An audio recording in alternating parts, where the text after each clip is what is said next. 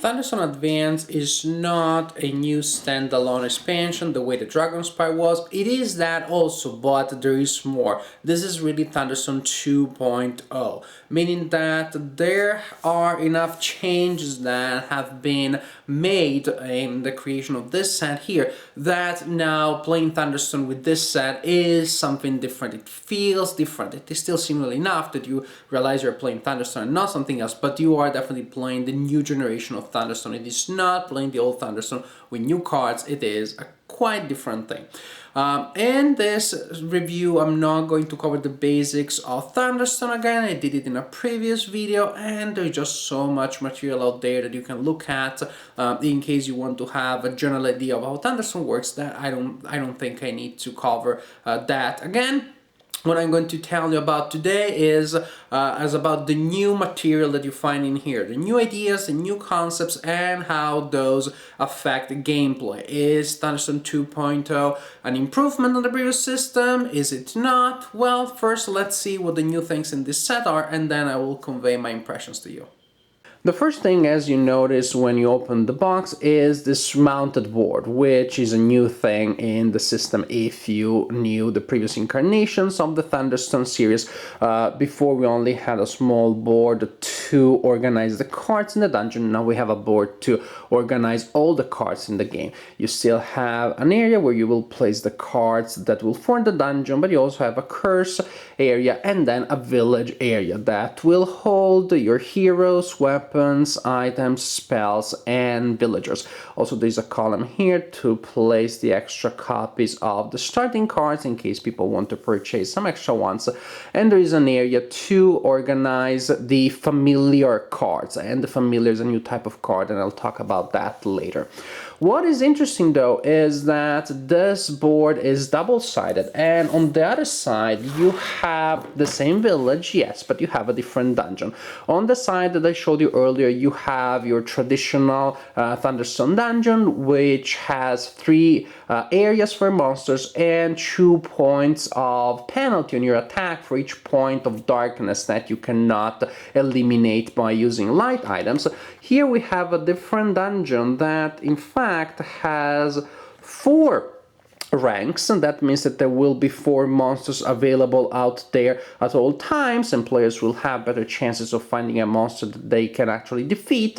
And also this dungeon only has a point of penalty on your attack for each point of light that you cannot produce to make up for the points of darkness. That means that if you're attacking a monster down deep at rank 4 without any light, you will still only have a penalty of -4, much better than the -6 that you sometimes had to deal with in case you were attacking without light in the old dungeon. We have a new set of starting cards. We have regulars that replace the militia. They still have a basic physical attack of +1, but now they also have this ability here that says that if they're equipped with the polearm, you can draw a card when you are in the dungeon. And polearms are the weapons that you find in the initial deck. This is really good because it makes them much more interesting, and not only that, it makes them more fun to play, because I personally really enjoy effects that allow you to draw cards when you're in the dungeon. I think that such effects add a certain adventure quality to the game because they introduce a push your luck factor. Sometimes you will enter the dungeon when you have almost enough cards, almost enough points to destroy an enemy, but you're not sure 100%. Sometimes it works, sometimes it doesn't. I think that such effects add to the adventure feel of the game and reduce the mathematical aspect. So I think that also thematically such effects work very well. Also, these regulars here can be leveled up by spending 2 experience points as opposed to the old militia. You needed 3, and that made them really expensive. Players really tended just to trash the old militia the first time that they got a chance rather than to invest points to level them up. Now, well, it's a more reasonable option, so you will find yourself considering that option. The polearm is your basic physical attack +1 weapon, but now it interacts with disabilities, so more interesting. Torches, torches is still the same, you can't do much with those. And Thunderstone shards, they replace the iron rations. They still allow one of your heroes to gain strength +2, but they also have this other ability here, which is to give you an experience point if you have them when you defeat an enemy as a spoils effect. So actually these cards here also we sort of like encourage you to enter the dungeon, will encourage you to push your luck, because when they're around you can just get extra stuff if you're brave and you enter the dungeon and you win a fight there. So again, I like the psychological effect that these cards have. Also, they are worth a victory point each, so you'll think twice before trashing them the first chance that you get. A new element that has been added to the game is the familiar. You have a deck of familiars, they form their own deck, they are placed face down on the board, and once per game after you defeat a monster, you can choose to draw a familiar. You can do this only once. That means that in each game you will only have one familiar in your deck. The familiar, when ready to act, is placed in front of you face up, and it stays there until you activate it.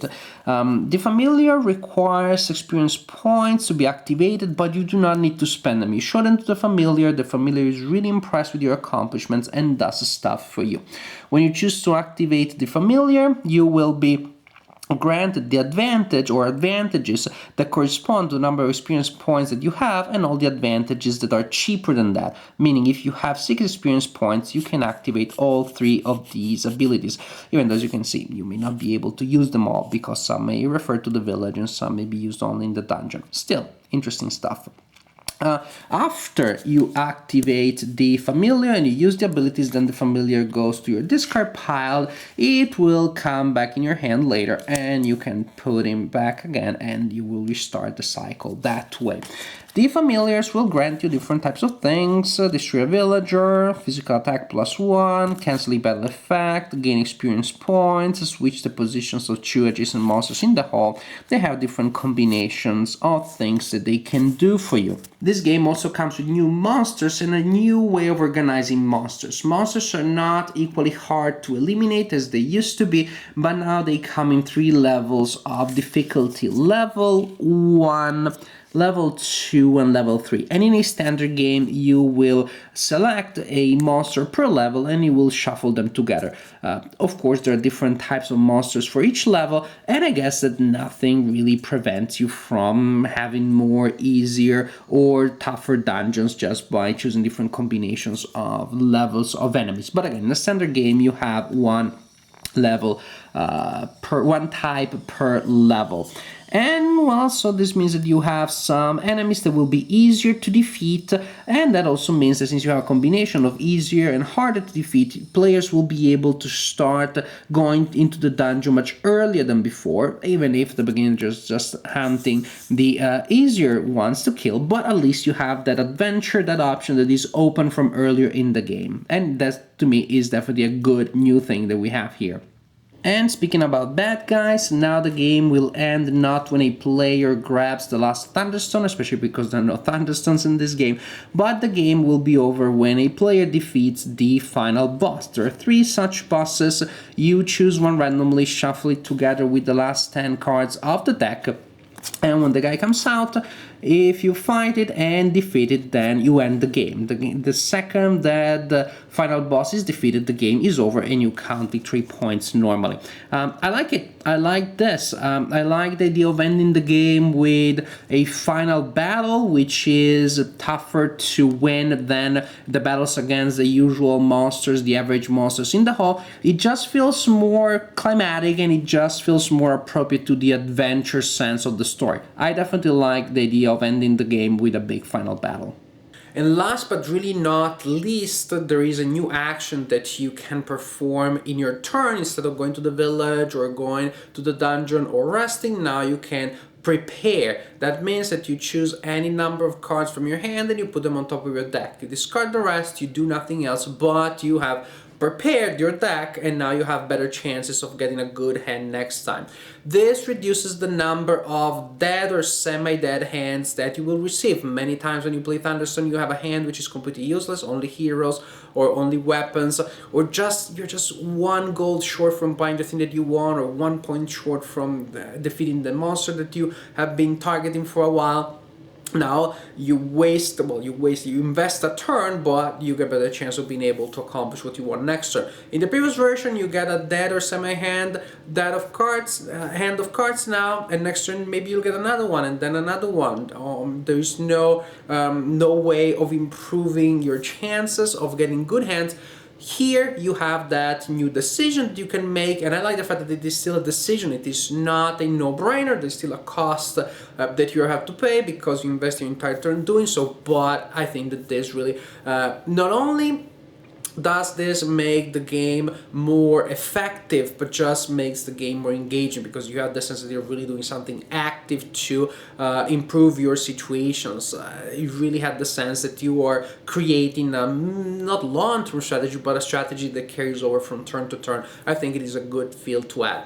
And overall, I just enjoy Thunderstone Advance so much more than the previous game. It is no secret that I was a big fan of Thunderstone already, but there were a couple of things that I thought, well, could just be better. And I was wondering, how would you do this? I mean, the one main thing, every time that I taught the game to a new player, I always had to add the disclaimer, look, don't worry, for the beginning of the game, for a while we're just building up our deck and we do not attack the dungeon. It takes a while to get your deck strong enough, but then you start attacking and you'll be able to go to the dungeon in many turns, if not most of the turns, and then, you know, after you have the build-up phase, you have a very strong and intense battle phase, combat phase.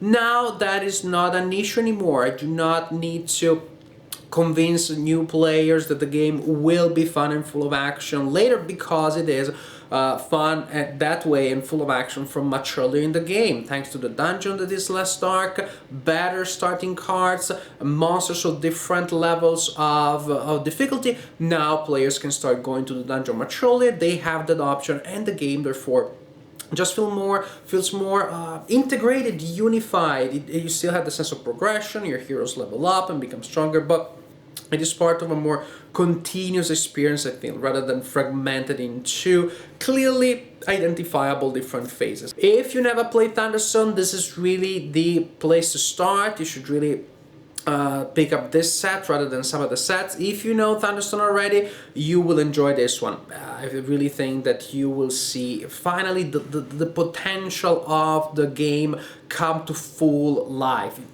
Already the game was pretty fun to play, or it wouldn't have had so many expansions and sets, but now you can see that there is another level of enjoyment that the game can give you. If you did not like the game in the past, try this one. Maybe try it before you buy it, but I think that this one changes the feel of gameplay enough to maybe convince you, maybe show you all that Thunderstone can give you. Really, really nice new a new chapter in the Thunderstone saga, a great reboot if you want, a great new start, and one that I have been enjoying a lot and I see myself enjoying a lot in the future too.